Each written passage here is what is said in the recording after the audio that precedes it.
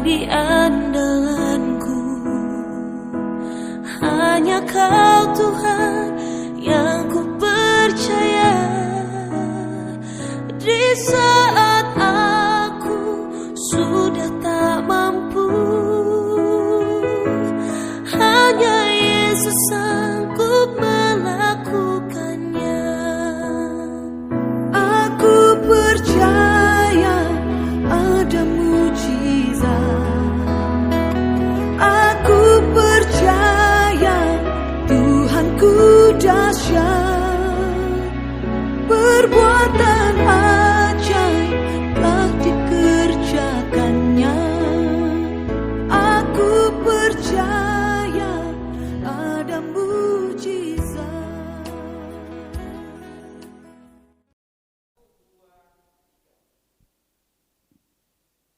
Shalom Bapak Ibu yang dikasihi Tuhan, kembali lagi kita bertemu di dalam ibadah kita pada pagi hari ini. Sekalipun Bapak Ibu ada di rumah, harapan kami Bapak Ibu selalu ada di dalam perlindungan Tuhan.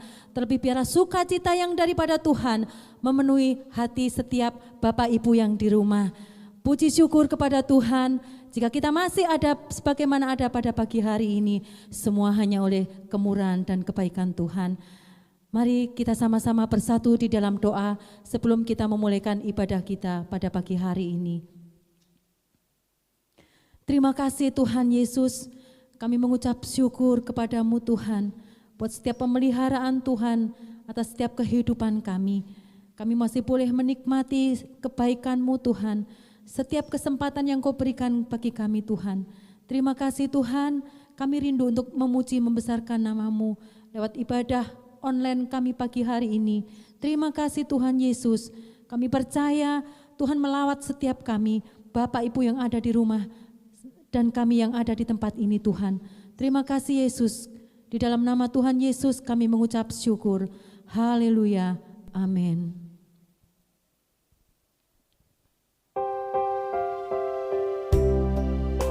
Dengan apa akan kubalas segala kebaikan-Mu Tuhan, selain membawa seluruh hidup kami sebagai persembahan yang kudus dan berkenan. Terima kasih Tuhan.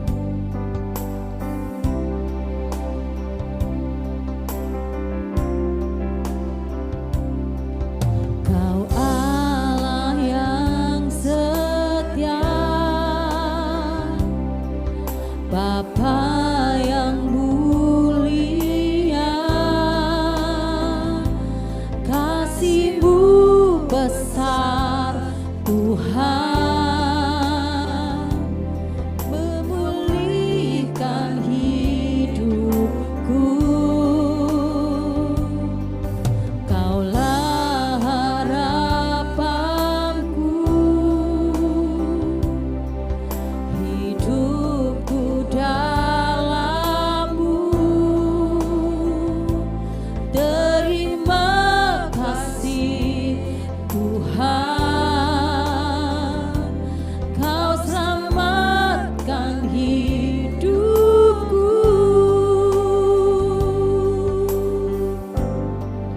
Dengan apa kan ku balas segala kebaikan-Mu? Segenap hatiku menyembah-Mu Yesus, ku bersyukur padamu selamanya. Terima kasih Tuhan, Kaulah harapan kami Yesus. Kaulah harapanku, hidupku bagimu. Terima kasih Yesus. Terima kasih Tuhan, Kau selamatkan hidupku. Dengan apa kan ku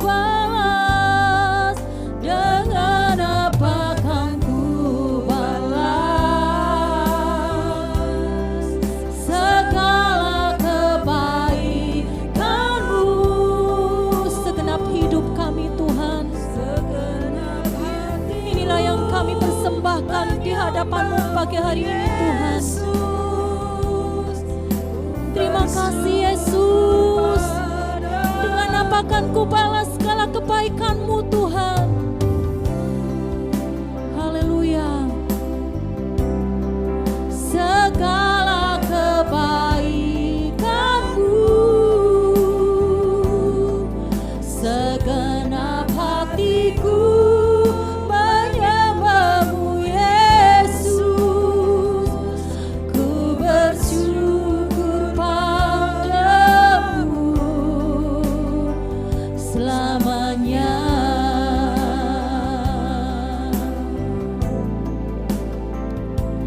Ku bersyukur padamu selamanya.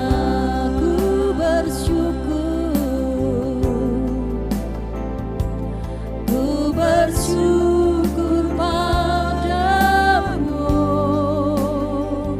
selamanya. Oh, selamanya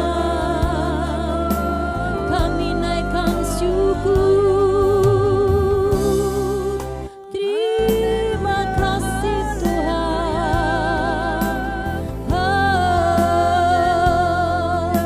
Hirala masyakata kalama maya sande. Hirala masyana mata kalama yasa. Kami bersyukur Tuhan. Kaulah harapan dalam hidup kami. Kami menyembah-Mu. Kami angkat suara. Hirala maya sandamo. Serala mata kalama lama yaso. Hirala yamo. Hinalaya sande. Hiralaya namo. Hiralaya so. Hinalaya sandanamo. Hiralaya se. Hiralaya namo. Salamata nalamaya sa. Hiralamaya sandalaya. Hiralaya maya se. Hiralamata kalamalaya so. Hinalaya se. Hiralaya namo. Sanaya sana.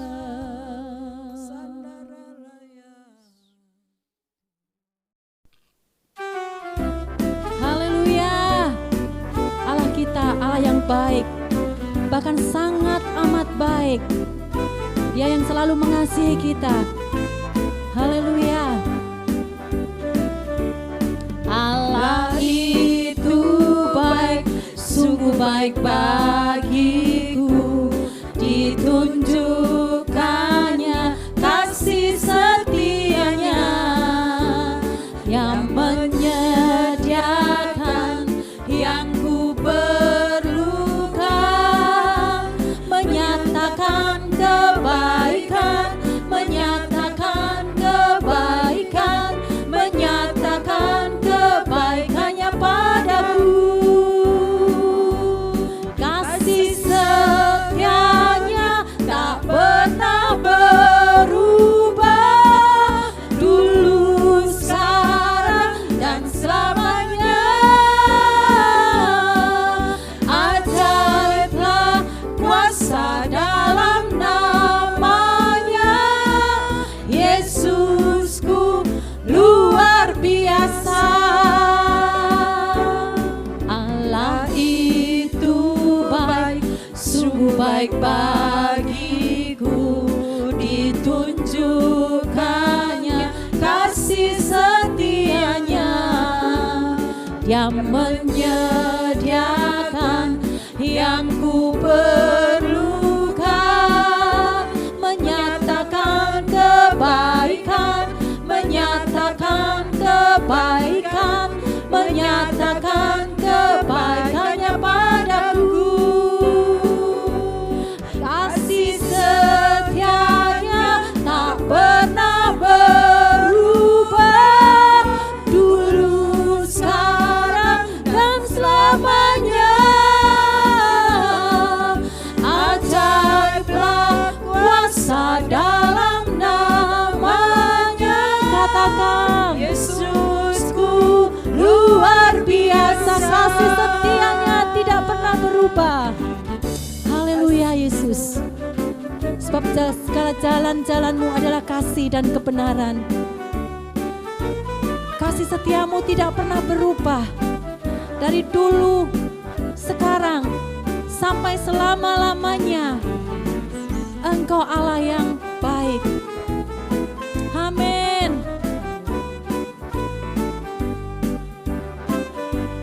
Kasih setianya tak pernah berubah, dulu, sekarang, dan selamanya.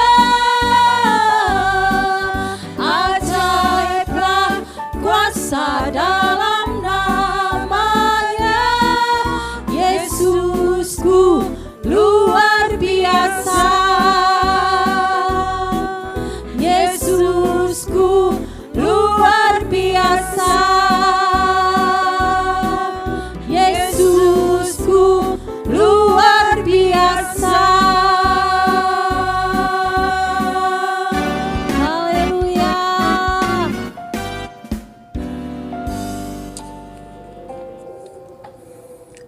Shalom Bapak Ibu yang dikasihi oleh Tuhan, selamat pagi. Kembali kita berjumpa dalam persekutuan secara online, ibadah kita secara online pada kesempatan ini. Kiranya setiap kita boleh diberkati, dituntun, dan peliharakan oleh Tuhan dalam sepanjang perjalanan kehidupan kita. Dan setiap kita benar-benar dapat menghayati setiap kebenarannya yang memimpin kita, menguatkan kita, menyegarkan kita dalam setiap kesempatan.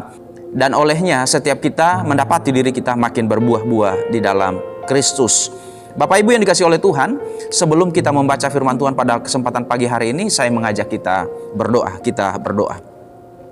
Bapa yang begitu baik, yang telah memelihara kami sepanjang hari-hari yang telah kami lewati. Kami tahu Tuhan bahwa apa yang telah kami lalui bersama-sama dengan Engkau mengerjakan kebaikan demi kebaikan untuk kami boleh melihat segala berkat yang Tuhan curahkan dalam kehidupan kami. Itu sebabnya ajari kami Tuhan untuk melihat lebih dalam lagi Tuhan akan perkara-perkara yang Tuhan bukakan bagi kami, supaya kami semakin dituntun untuk menjadi pribadi yang semakin matang dalam kehidupan kami. Dan olehnya setiap kami pun ketika kami pulang, kami telah menghasilkan banyak hal yang menjadi berkat bagi pekerjaan-Mu, bagi kemuliaan nama Tuhan. Terima kasih Tuhan, kami bersyukur.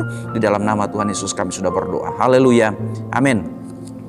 Bapak Ibu yang dikasihi oleh Tuhan, pada kesempatan pagi hari ini kita akan bersama-sama merenungkan satu teks firman Tuhan yang terdapat di dalam 1 Samuel pasal yang ke-28. Karena memang dalam minggu-minggu ini kita berada di dalam pembacaan rutin kita akan kitab Samuel. Dan beberapa 2 hari yang lalu Bu Joni menanyakan mengenai akan 1 Samuel pasal 28 ini. Tapi kita tidak akan membahas seluruhnya karena waktu. Tetapi kita akan membaca bagian awal daripada teks yang diberikan oleh Lembaga Alkitab Indonesia dengan judulnya Saul di Endor. 1 Samuel pasal 28 ayat 1 sampai ayat yang ke-7. Demikian bunyi firman Tuhan. Pada waktu itu orang Filistin mengerahkan tentaranya untuk berperang melawan orang Israel.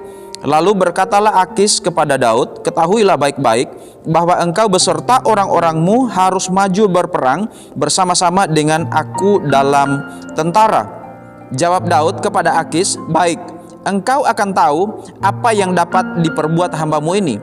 Lalu Akis berkata kepada Daud, "Sebab itu aku mengangkat engkau menjadi pengawalku sendiri sampai selamanya." Adapun Samuel sudah mati, seluruh orang Israel sudah meratapi dia, dan mereka telah menguburkan dia di Rama, di kotanya. Dan Saul telah menyingkirkan dari dalam negeri para pemanggil arwah dan roh peramal. Orang Filistin itu berkumpul lalu bergerak maju dan berkemah dekat Sunem. Saul mengumpulkan seluruh orang Israel, lalu mereka berkemah di Gilboa. Ketika Saul melihat tentara Filistin itu, maka takutlah ia dan hatinya sangat gemetar. Dan Saul bertanya kepada Tuhan, tetapi Tuhan tidak menjawab dia, baik dengan mimpi, baik dengan urim, baik dengan perantaraan para nabi. Lalu berkatalah Saul kepada para pegawainya, carilah bagiku seorang perempuan yang sanggup memanggil arwah. Maka aku hendak pergi kepadanya dan meminta petunjuk kepadanya. Para pegawainya menjawab dia, di Endor ada seorang perempuan yang sanggup memanggil arwah, dan seterusnya. Bapak Ibu yang dikasihi oleh Tuhan, kita akan belajar dari satu tokoh yang dicatat oleh Alkitab, yaitu mengenai Saul.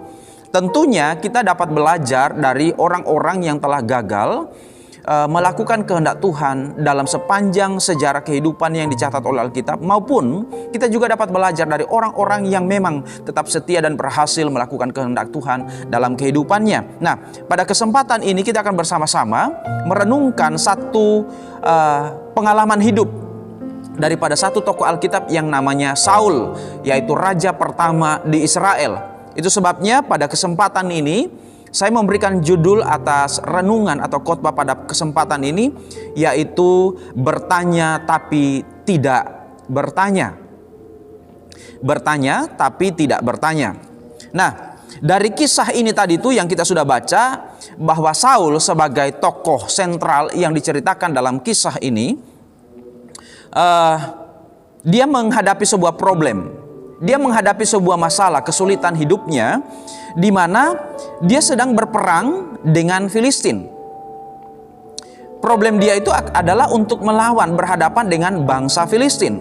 Di ayatnya yang keempat, di sana dicatat bahwa orang Filistin itu berkumpul, lalu bergerak maju dan berkemah dekat Sunem. Saul mengumpulkan seluruh orang Israel, lalu mereka berkemah di Gilboa. Tentara Filistin itu sudah berkemah, dan pada waktu itu jarak atau posisi daripada antara pasukan daripada Saul dengan orang Filistin berkemah di Sunem, dataran rendah, yaitu 250 kaki dari permukaan laut, sementara Saul berada di 1500 kaki dari permukaan laut, berada di Gilboa. Itu secara geografisnya.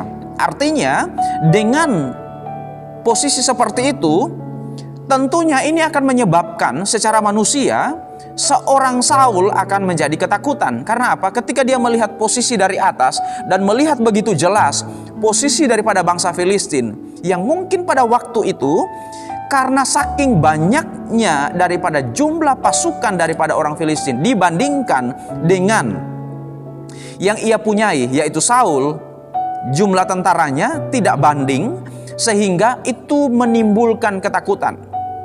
Ini berdasarkan memang perhitungan secara matematis, dan itu sesuatu yang sangat manusiawi, sesuatu yang sangat wajar. Nah, di sini kita bisa melihat bahwa bukan semata-mata karena banyaknya jumlah daripada musuh sehingga dia menjadi takut. Tidak selalu ketakutan itu karena memang kita melihat di hadapan kita sesuatu yang jauh lebih besar daripada kekuatan yang kita punya. Sekalipun memang seringkali ketika manusia itu menimbang-nimbang atau menghitung, mengkalkulasi kekuatannya dibandingkan dengan kesulitan di depan yang akan saja dihadapinya, itu akan mendera jiwanya sehingga itu akan menjadi takut. Tetapi persoalannya di sini itu bukan semata-mata itu. Kita akan melihat apa yang Alkitab katakan di dalam Amsal pasal 28 ayat yang pertama. Amsal pasal 28 ayat yang pertama dikatakan demikian, orang fasik lari walaupun tidak ada yang mengejarnya, tetapi orang benar merasa aman seperti singa muda. Di sini dikatakan orang fasik itu berlari walaupun tidak ada yang mengejarnya. Jadi orang yang sedang jauh daripada Tuhan, kefasikan yang berdiam di dalam kehidupan orang-orang fasik itu akan menyebabkan dia justru takut ketika dia memang menghadapi persoalan yang sedang dihadapinya, kesulitan yang berada di hadapannya. Itu sebabnya ketika kita membawa kehidupan kita pada sebuah situasi yang kita hadapi, kita harus mengecek, kita harus mengukur sebenarnya ketakutan kita ini disebabkan oleh apa. Kita harus cek and recheck. Kita harus memeriksa diri kita, apakah ketakutan-ketakutan ini semata-mata memang karena kekuatan-kekuatan musuh yang memang jauh lebih besar, dan itu sangat wajar. Namun yang paling substansi, yang paling pokok di sini, adakah ketakutan-ketakutan itu karena memang ada kefasikan yang dipelihara, yang dipertahankan, yang diam di dalam kehidupan kita, sehingga itu menimbulkan ketakutan. Artinya iman kita tidak berperan dalam kehidupan rohani kita. Karena harusnya setiap orang percaya, dia harus benar-benar mempertaruhkan hidupnya di atas dasar kepercayaannya kepada Allah yang sanggup untuk melakukan segala sesuatu, yang mengendalikan atas sejarah ini, yang mengendalikan dan mengatur seluruh perjalanan kehidupan umat manusia. Bukankah Alkitab berkata, satu saja daripada rambut kita, satu helai saja daripada rambut kita tidak akan gugur jikalau Tuhan tidak menghendakinya. Itu sebabnya melalui peristiwa ini kita dapat belajar untuk kita dapat memeriksakan diri kita melalui firman Tuhan dalam Amsal pasal 28 ayat 1 tadi itu, bahwa orang fasik lari walaupun tidak ada yang mengejarnya, tetapi orang benar merasa aman seperti singa muda. Wow, orang benar akan merasa aman seperti singa muda, bukan singa tua. Artinya singa muda yang memiliki kekuatan. Di mana kekuatan kita? Bukan pada diri kita, tetapi kepada Allah, pada kepercayaan kita kepada Allah yang tidak berubah, yang maha kuasa itu. Bapak Ibu yang dikasihi oleh Tuhan, sekarang kita akan beranjak kepada berikutnya, bahwa problem daripada Saul ini adalah Saul bertanya kepada Tuhan, tetapi Tuhan tidak mau memberi petunjuk atau tidak memberikan pimpinan kepadanya. Dia bertanya. Nah, sesuai dengan judul daripada renungan ini, bertanya tapi tak bertanya. Nah, kita melihat di sini itu bahwa di ayat yang ke-6, bahwa Daud itu bertanya tetapi rupa-rupanya Tuhan tidak menjawab, Tuhan tidak memberikan petunjuk. Coba kita baca kembali ya. Ayat yang ke-6. Dan Saul bertanya kepada Tuhan, tetapi Tuhan tidak menjawab dia, baik dengan mimpi, baik dengan urim, baik dengan perantaraan para nabi. Di sini kita melihat bahwa ketika Saul bertanya, dia tidak menemukan, dia tidak menerima, melihat atau mendengar petunjuk Tuhan, baik melalui mimpi, urim ataupun perantaraan nabi-nabi. Di mana kita tahu bahwa pada zaman Alkitab, khususnya perjanjian lama, Tuhan menyatakan petunjuknya, Tuhan menyatakan kehendaknya kepada anak-anak Tuhan itu melalui ketiga hal ini.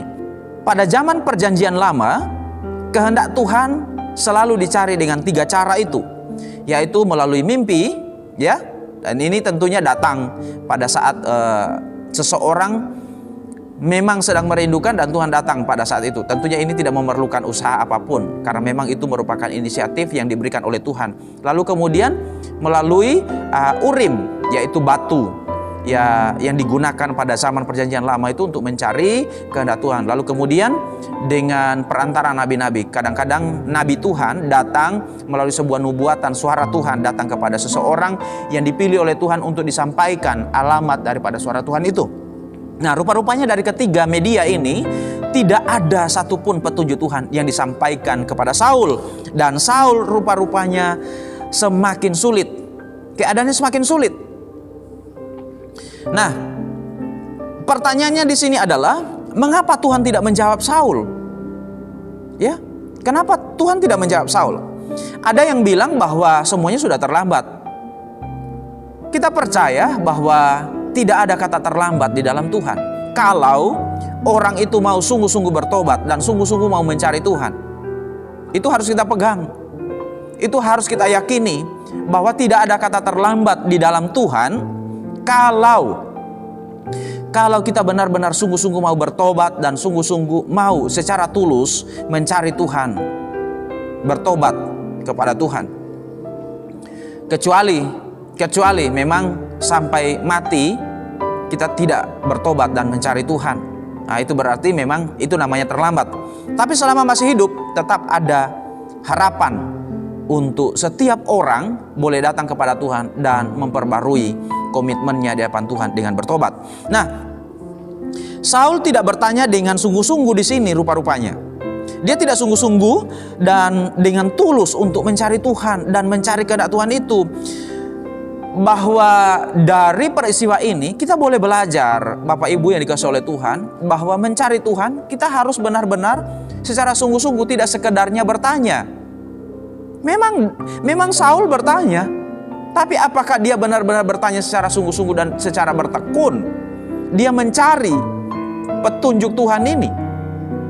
Tentunya dari kisah ini, dari 1 Samuel pasal 28 ini, di ayat-ayat selanjutnya, kisahnya di sana bagaimana dia mencari, meminta petunjuk dan memanggil.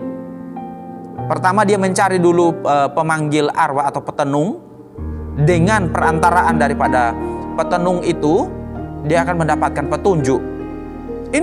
Ini merupakan sesuatu yang bukti di mana Saul memang mudah sekali untuk berubah, karena memang dia tidak bertekun tadi itu. Nah, itu sebabnya Bapak Ibu yang dikasihi oleh Tuhan, jangan cuma sekali dua kali kita bertanya, mencari kehendak Tuhan.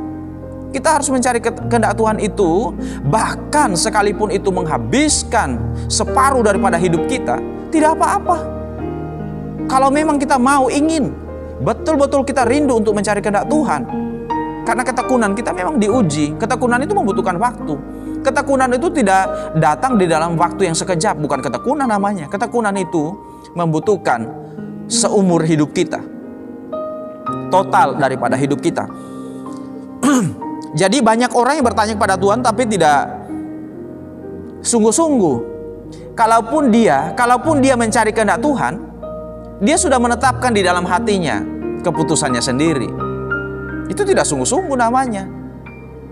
Di dalam hatinya, di dalam pikirannya, dia sudah ada hitung-hitungan dan dia sudah mengambil keputusan sebenarnya. Mungkin belum terucap dari mulutnya. Lalu kemudian sebenarnya dia hanya mencari peneguhan saja daripada Tuhan, tanpa bersedia mau berubah jikalau jawaban Tuhan berbeda seperti yang dia sudah putuskan di dalam hatinya. Jadi Tuhan yang Maha Tahu, Tuhan yang Maha Mengerti dan membaca pikiran dan hati kita, sangat benar-benar dengan terang benderang melihat siapa kita dan hati kita. Itu sebabnya ketika kita datang mencari kehendak Tuhan, jangan dulu ambil keputusan di dalam hati kita, lalu kemudian keputusan yang kita sudah ambil itu begitu kekeh, begitu teguh kita pegang, sehingga ketika kita bertanya kepada Tuhan hanya semata-mata sebenarnya supaya saya semakin teguh, semakin ndak tarik ulur untuk maju dengan keputusan yang saya sudah ambil. Itu sebenarnya tidak sedang mengandalkan Tuhan. Itu sebabnya Bapak Ibu yang dikasihi oleh Tuhan, apapun jawaban Tuhan kita harus selalu sedia. Ya, apapun jawaban Tuhan kita harus selalu sedia. Jadi kita memiliki sikap hati yang demikian pada waktu kita mencari Tuhan. Bandingkan seperti apa yang Yesus lakukan ketika doanya di Taman Getsemani.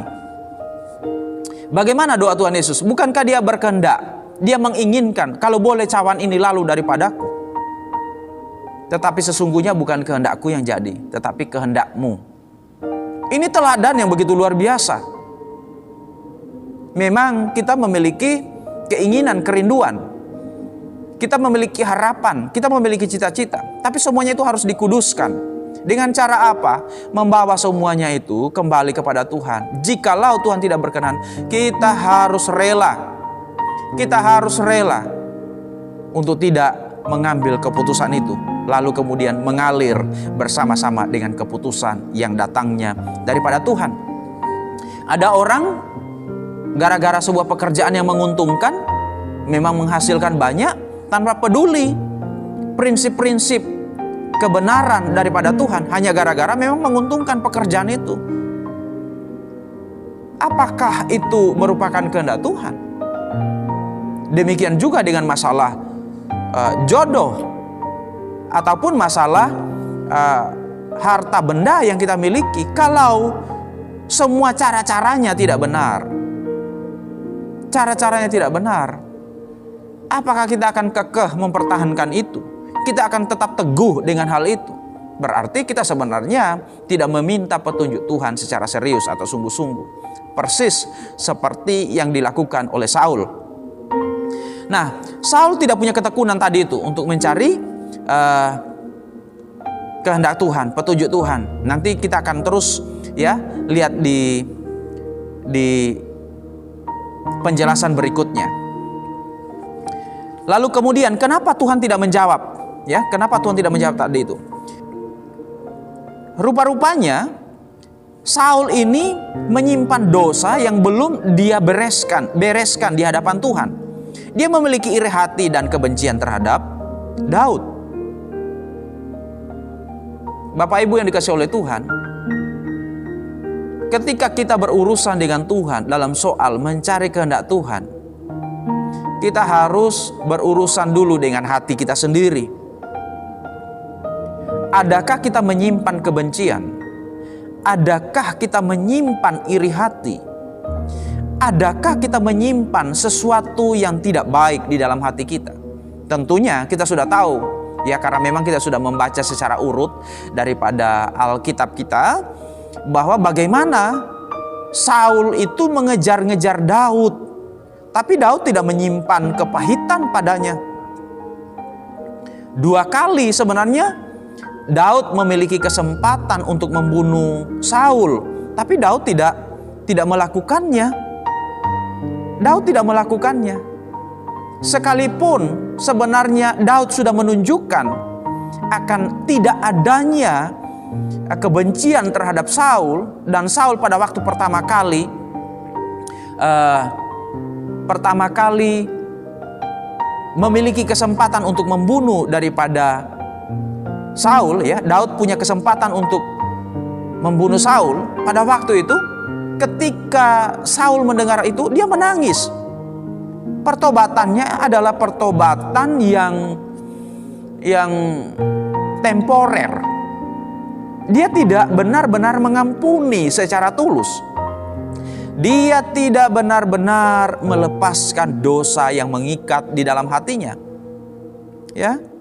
Di sini kita melihat bahwa memang Saul ini meminta petunjuk Tuhan, tetapi dia tidak bertobat daripada yang namanya dosa iri hati dan kebencian. Lalu berikutnya di dalam 1 Samuel pasal 22, Saul melakukan pembunuhan terhadap imam-imam yang ada di Nob, karena dianggap oleh Saul Daud mendapatkan bantuan dari imam-imam yang ada di Nob, karena imam-imam yang ada di Nob bertanya kepada Tuhan mengenai petunjuk Tuhan atas Daud. Bukankah akan semakin panas hati daripada Saul ketika dia mendengar dan mengetahui bahwa rupa-rupanya Daud ini mendapatkan pernyataan Tuhan, petunjuk Tuhan melalui medianya, yaitu imam-imam yang ada di Nob. Oleh karena hal itulah, sehingga sekarang ketika dia penuh dengan kebencian itu, dia membunuh imam-imam Tuhan yang ada di sana. 1 Samuel pasal 22. Kita tidak baca itu, ya, karena itu cukup panjang. Bapak Ibu yang dikasihi oleh Tuhan, rupa-rupanya dosa ini belum dibereskan. Dosa ini tidak diselesaikan oleh dia. Lalu kemudian dia datang mencari petunjuk Tuhan. Nah, kita akan membuka bersama-sama di dalam Mazmur pasal 66 ayat 18. Dikatakan demikian, Mazmur 66 ayat 18. seandainya ada niat jahat dalam hatiku, tentulah Tuhan tidak mau mendengar. Perhatikan di sini dikatakan bahwa seandainya ada niat jahat dalam hatiku, tentulah Tuhan tidak mau mendengar. Alkitab berkata, jikalau ada niat jahat di dalam hati kita, ketika kita meminta kepada Tuhan petunjuk, Dia tidak akan mau mendengar. Doa kita akan ada halangannya. Karena apa? Hati kita masih menyimpan yang namanya niat jahat. Saul mengalami hal itu. Karena itu jika kita meminta petunjuk kepada Tuhan, kalau kita meminta petunjuk kepada Tuhan, kita harus menguduskan diri kita. Kita harus berurusan dengan diri kita. Kita harus introspeksi terhadap diri kita. Jangan hanya mau mencari kehendak Tuhan, tapi tanpa melihat ke dalam lebih dahulu. Tanpa melihat diri kita lebih dahulu. Itu sebabnya judulnya di sini itu adalah bertanya tapi tidak bertanya. Orang yang bertanya namun sebenarnya tidak bertanya adalah orang yang sebenarnya kelihatannya bertanya, tapi dia belum bertanya dulu kepada dirinya. Lalu sudah dengan ceroboh datang bertanya kepada Tuhan sebelum dia memeriksa dirinya. Oleh karenanya dalam keadaan baik ataupun sedang kacau, ya, dalam keadaan baik ataupun sedang kacau akan keadaan kita, kita harus benar-benar tetap setia kepada Tuhan dan taat kepadanya. Jadi jangan hanya dalam masa-masa yang sukar atau yang sulit baru kita kemudian itu kelihatannya seolah-olah kita mau sungguh-sungguh dengan Tuhan. Tapi pada saat-saat yang baik kita tidak benar-benar serius dengan Tuhan. Pada waktu lancar, pada waktu keadaan sedang diberkati, pada waktu semuanya keadaannya baik-baik saja, kita tidak sungguh-sungguh bertekun untuk mencari Tuhan. Perhatikan, dalam keadaan baik maupun dalam keadaan buruk, baik dalam keadaan aman maupun dalam keadaan kacau, tetaplah cari kehendak Tuhan, tetaplah setia, tetaplah taat kepada Tuhan. Bapak Ibu yang dikasihi oleh Tuhan, Amsal pasal 1 ayat 24 ayat 28 dikatakan demikian. Oleh karena kamu menolak ketika aku memanggil, dan tidak ada orang yang menghiraukan ketika aku mengulurkan tanganku. Bahkan kamu mengabaikan nasihatku dan tidak mau menerima teguranku. Maka aku juga akan menertawakan celakamu. Aku akan berolok-olok apabila kedahsyatan datang ke atasmu. Apabila kedahsyatan datang ke atasmu seperti badai dan celaka melanda kamu seperti angin puyuh. Apabila kesukaran dan kecemasan datang menimpa kamu. Pada waktu itu mereka akan berseru kepadaku, tetapi tidak akan kujawab. Mereka akan bertekun mencari aku, tetapi tidak akan menemukan aku. Di sini kita melihat bahwa dalam keadaan yang baik, kita harus selalu mencari Tuhan. Karena apa? Tuhan bisa, ya, dari ayat ini, Tuhan akan melakukan penolakan terhadap panggilan kita, suara kita tidak akan didengar. Bahkan kalau kita membaca ayat-ayat yang tadi itu dikatakan bahwa maka aku akan menertawakan celakamu, aku akan berolok-olok apabila kedahsyatan datang ke atasmu, apabila kedahsyatan datang ke atasmu. Karena apa? Ayat 24 dikatakan, oleh karena kamu menolak ketika aku memanggil. Ketika kamu tidak taat, ketika kita tidak taat, ketika kita tidak dengar-dengaran dengan Tuhan, Tuhan bisa melakukan itu kepada kita. Itu sebabnya, mari Bapak Ibu, kita harus dalam segala keadaan benar-benar mau taat dan belajar setia kepada Tuhan dalam segala keadaan. Entahkah itu aman ataupun itu dalam keadaan yang kacau balau sekalipun, kita akan tetap melihat Tuhan dalam saat-saat itu. Ini tentu tidak mudah, tapi mari mau belajar.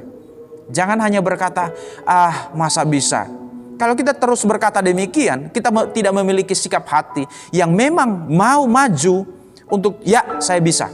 Karena apa? Saya mau belajar untuk hidup setia kepada Tuhan. Jadi Bapak Ibu yang dikasihi oleh Tuhan, hubungan kita dengan Tuhan benar-benar kita jaga di dalam ketaatan kita kepada Tuhan. Dan hubungan kita bisa retak kepada Allah, itu selalu kita mendapati bahwa ketika hubungan kita dengan Tuhan tidak sedang baik, itu karena selalu manusialah yang awalnya yang bikin gara-gara, bukan Tuhan. yang bikin hubungan kita dengan Tuhan itu selalu karena memang kita bikin gara-gara. Tapi kalau itu berkaitan dengan hubungan yang damai antara kita dengan Allah, Allah lah yang berinisiatif lebih dahulu, bukan manusia. Itu sebabnya melalui peristiwa yang dialami oleh Saul ini kita dapat belajar untuk sungguh-sungguh memang belajar untuk setia dan taat kepada Dia, supaya ketika kita bertanya kepada Tuhan, kita mendapati, kita menerima sesuatu yang Tuhan akan jawab kepada kita sesuai dengan apa yang Ia mau. Bapak Ibu yang dikasihi oleh Tuhan, kalau memang Saul bertanya kepada Tuhan di ayat yang ke-6, mengapa di dalam 1 Tawarik pasal 10 ayat 13 sampai 14, ya. 1 Tawarik kita buka ya, 1 Tawarik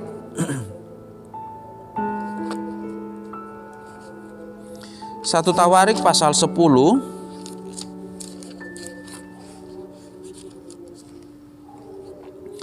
Tawarik pasal 10 ayat 13 dan 14 dikatakan demikian. Demikianlah Saul mati karena perbuatannya yang tidak setia terhadap Tuhan, oleh karena ia tidak berpegang pada firman Tuhan, dan juga karena ia telah meminta petunjuk dari arwah. Dan ayat 14, dan tidak meminta petunjuk Tuhan, sebab itu Tuhan membunuh dia dan menyerahkan jabatan raja itu kepada Daud bin Isai. Di sini dikatakan bahwa dia, ya, sebab itu dan tidak meminta petunjuk Tuhan, sebab itu Tuhan membunuh dia dan menyerahkan jabatan itu kepada Daud bin Isai.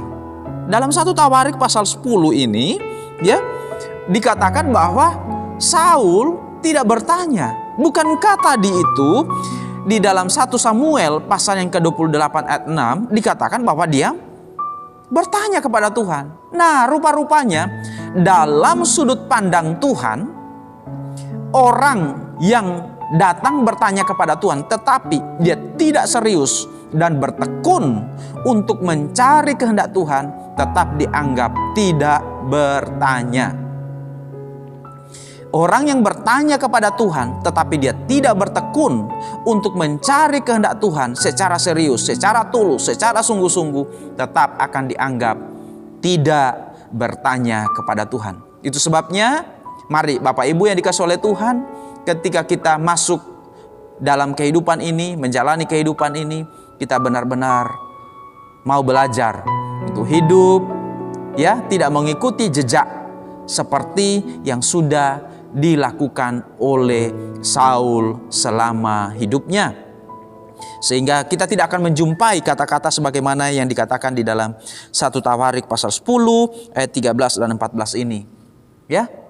Jadi Bapak Ibu yang dikasihi oleh Tuhan, mari saya mengajak kita bersama-sama untuk kita boleh belajar semakin hari, semakin memperbarui kehidupan kita di hadapan Tuhan, sehingga kita boleh menerima petunjuk pimpinan Tuhan dalam kehidupan kita hari demi hari. Oleh karena apa? Kita belajar untuk hidup benar.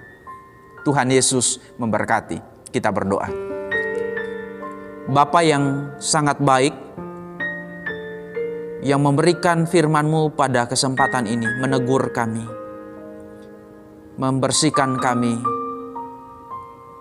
menyucikan kami daripada segala hal-hal yang selama ini mungkin kami tidak sadar, atau mungkin juga kami sudah tahu, tetapi kami menyimpan hal-hal yang tidak benar di hadapan-Mu. Ketika kami mendengarkan firman ini, Allah Roh Kudus, kami mengundang Engkau.